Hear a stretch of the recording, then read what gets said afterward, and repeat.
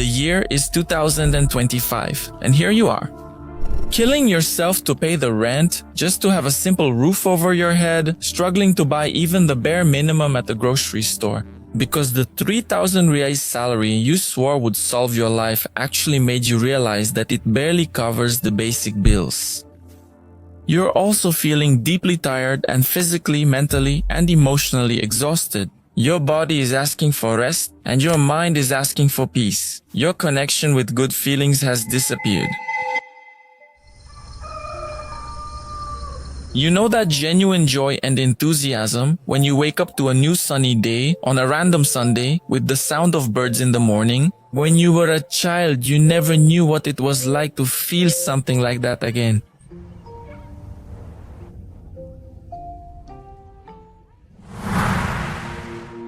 The world is moving too fast. It feels like everything has lost its scent and flavor. Now your mind lives in a permanent state of worry. And the strangest thing about it is that you think this is the new normal. You are so exhausted that you have no idea why you feel so sad and poor in today's society.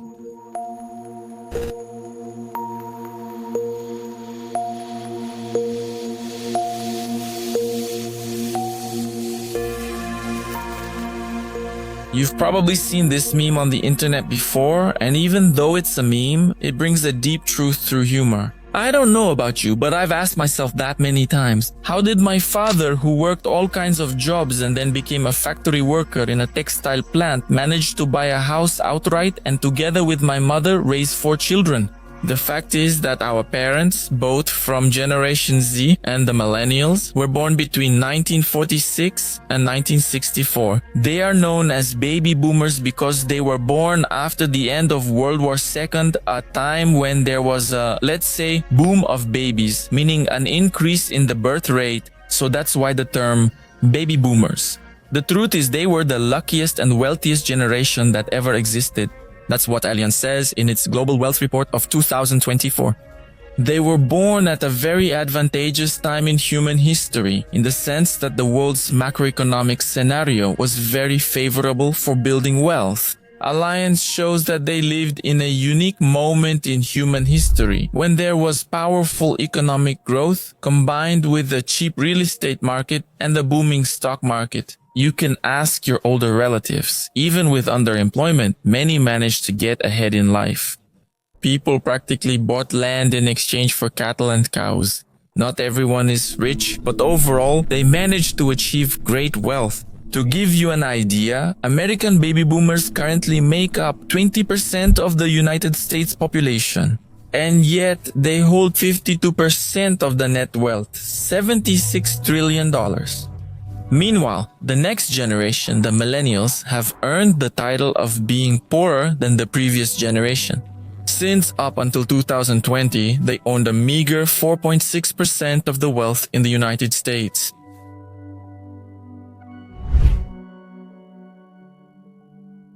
To better understand this context in our reality, in Brazil, between 1950 and 1980, the Brazilian economy grew at one of the highest rates in the world.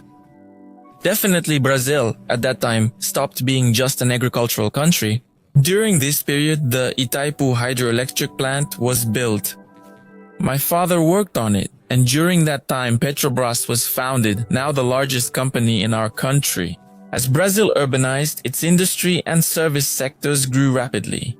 Soon, people started earning more, since these are the sectors of the economy that pay the best salaries. Our parents were growing up during this economic revolution. Take a look at this chart. It sums up well the golden age they lived through, and it also represents well what they call the Brazilian economic miracle. In the post-war period until 1980, Brazil's per capita income expanded by 4.4% per year. It was practically multiplied by 4 during this period, from 1980 to 2010, which basically covers Generation Z and the Millennials. There is a clear slowdown in our income growth, which since then has grown by only 0.9% per year. Post-war economic growth in Brazil led to increases in several areas, including purchasing power. Those who lived through that time and took advantage of it could buy 1, even 2 or 3 houses. Country houses, small farms, it was simply easier to acquire things. Now nowadays, if you want to buy, for example, a house, you're going to face this reality. If you try to finance a property for 300,000 reais without a down payment, you can't get financing. It starts right there. You don't have at least 20% to put down as a down payment on the property. You don't even get in the game, I'm broke. I don't have 60,000, which is all of us, right? Do you have $60,000 net in your account for the property down payment? Basically, you don't even play. Generation Z and millennials have lived through and are actually still living through scenarios of high interest rates, high inflation, an expensive real estate market, and overall stagnant economic growth. Not to mention major crises like the 2008 subprime crisis and COVID-19 in 2020, which increased unemployment and lowered wages. Another thing that can be said is that the job market has become a jungle.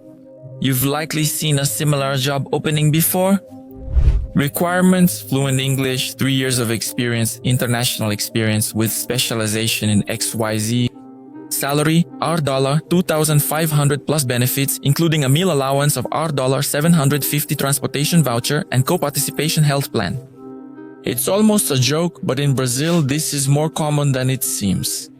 Sometimes, a job like this, believe it or not, is for an intern. So if you're struggling to pay your credit card bill, or even just to get a fair job, don't feel so guilty about it.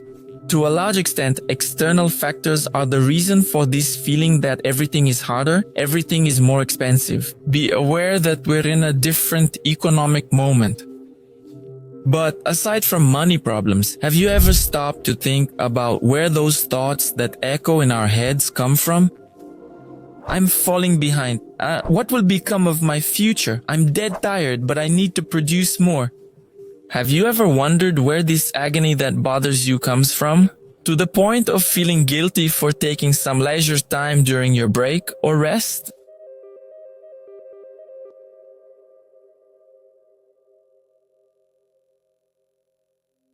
What do you want to be when you grow up?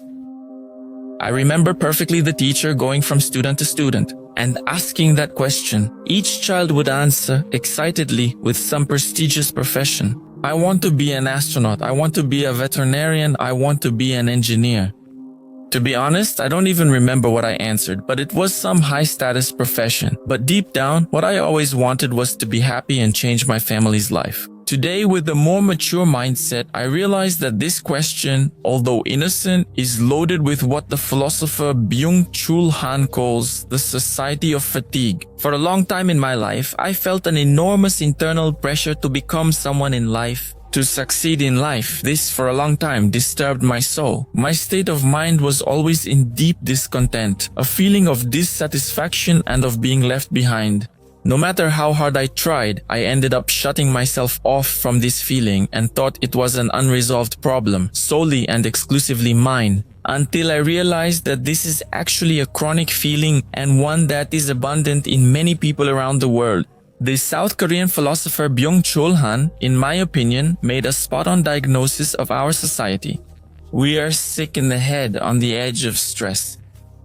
A lot of people don't know this. But stress, especially chronic stress, when you stay stressed for a long time and you don't have ways to manage that stress, with a support network, people who care for and help you, with a healthy habit such as exercise or enough sleep.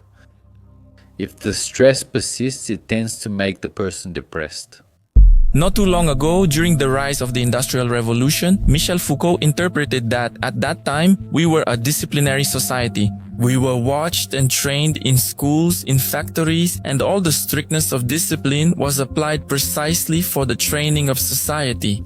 You were forced to be meek, docile, so that power and hierarchy would be respected. You were shaped by an external entity to become something. Your destiny was basically determined by the one who held power. There was no question. What do you want to be when you grow up? The motto was, you will be this period, and you couldn't choose a different path. Now we've changed the model of society. We've become a performance-based society. Phew. Finally, freedom. That's what we always wanted. The freedom to choose what I want to study, even the freedom to choose my profession. Now the motto is, I want, I can. But what if I told you that this false sense of freedom is making you enslave yourself? There's no one from the outside punishing or disciplining you. We now live in a society where you are your own boss. What seemed good is now making us sick. This is everywhere. When you look for a coach to teach you that you have to succeed in everything. And you have to think of yourself as a company. Have you heard that around? You have to think of yourself as a company. You have to put an existential Excel spreadsheet in your life. And you have to be able to focus. Focus, don't go around thinking about nonsense. If you don't focus, if you don't have an objective, if you don't have a goal, you won't make it. When I start to think that I can treat human beings based on these references, I'm saying that human beings can be treated as an object in an Excel spreadsheet. Existential. Of course, from the perspective of a slightly deeper psychology, you will cause illness. We are confusing freedom with coercion. Freedom has become a demand on oneself to be the best and as much as possible in all areas of life. You want to have the perfect body, the perfect job, the perfect trendy trip. You want to perform in bed like a porn actor. Do you think I'm joking or exaggerating? Just look at how common it is for young people to take tadalafil, the famous tadala. Even though they're at the peak of their testosterone. What's the name? Tadalafil. Does he use tadalafil? Some people take it daily, right? Every single day, dude. Tadala? Yeah.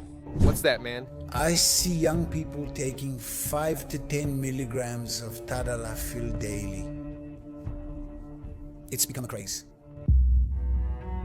Absolutely everything has become a metric. Have you ever stopped to think about the craziness we live in, where there's even a course for sleeping? All this insanity is the result of a society that's tired of having to perform at the highest level in every area of life. Today, we don't live in a disciplinary society ruled by prohibition or order, but in a performance society which claims to be free and focused on being able to do. Yes, we can gives a sense of freedom, but this ability is only initially liberating. Soon, this creates more impositions than a you must. Although one acts in freedom, in reality the person exploits himself voluntarily and passionately until he collapses. You can, yes, you can. You can initially feels freeing, but soon becomes even more imposing than you must. Whoever fails at being able to do becomes depressed, feels ashamed, and isolates himself. I am the only one to blame for my failure. He questions himself, not society. Nowadays, the individual is forced and is expected to be forced to find individual solutions for problems that are created socially. This is the cost. For me and for some sociologists, it was a tragedy. A false sense of freedom also invites comparison. After all, now you can choose, for example, to be an engineer, but you open Instagram and see that you're behind because your high school friend has already graduated, has 7 specializations, and earns 5 times more than you. In other words, you're exhausted, but after checking your phone, you realize that you're not good enough. It feels like you're always falling behind in the race for success. And because of that, you don't allow yourself the right to rest. You feel bad for simply doing nothing on your day off. But not because someone is forcing you, but because you yourself are pressuring yourself to be more productive. So that's how an anxious, depressed, and aimless society is born. Maybe for a long time you felt sad, guilty, and didn't understand why. It's true that to achieve something in life, sacrifice is necessary. However, nowadays, things have gone too far. Obviously, that doesn't mean that in ancient times there were no problems. Understanding this is just diagnosing how today's society works. It's more than necessary, and the sooner you tear down some false masks and see reality as it is, the better. One of those masks is the corporate world, where people say that meritocracy rules in this environment when in reality cynicism, hypocrisy, envy, and backstabbing are what truly prevail.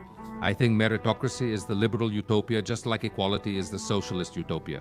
Meritocracy is a utopia. Even in the corporate world, it's a utopia because the corporate world is torn apart by a number of things. Maybe it works for someone who decides to be an entrepreneur, but if you get a job at a company, that's what I'm talking about, the corporate world. In this environment, for example, there's a lot of talk about thinking outside the box, but if you actually think outside the box, you'll probably end up in the trash can. What the corporate world wants today is people who are 25 years old. Someone paid 3,000 reais a month, works hard, eats poorly, and dreams of moving to New York.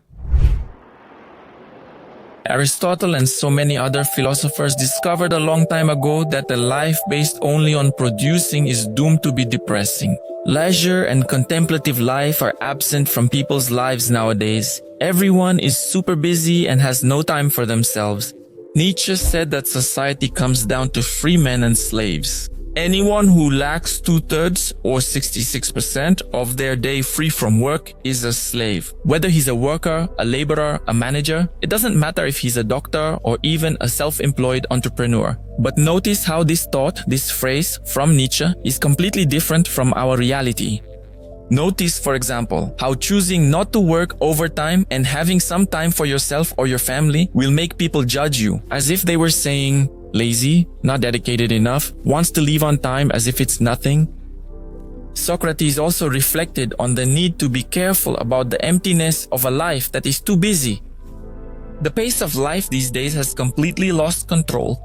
It's no wonder people drink coffee like water. There are pills to sleep, to study, to have sex. There's a pill for everything to make you perform, to produce at the extreme. This leads to an apathetic society and shallow relationships, as Bauman noted in Liquid Modernity. We've never been so lonely, even with a device that allows us to connect with someone on the other side of the world instantly. Life is so hectic that we barely feel time passing. We only pay attention to people and things for their usefulness. Rest? What's that for? It's not useful for making me earn more money. Having lunch at your parents' house on a Sunday and just chatting away in the afternoon? What's the point? That's a waste of time. Maybe realizing that happiness lives in the useless things in life is one of the solutions. In a hurried society, going against the flow, going at your own pace, at your own speed, might be the best remedy for depression, anxiety, panic attacks, and other mental disorders. Valuing and finding meaning in what we have come to consider a waste of time might be another thing we should start practicing again. Happiness lies in the serenity of an untroubled soul that sees the beauty of life in unproductive and simple things. In the gratitude for having your parents alive, in the gratitude for having eyes to see the infinite and contagious joy of your dog when he sees you come home once again, because as Byung-Chul Han once said, the excessive drive for performance will lead to an infarction of your soul.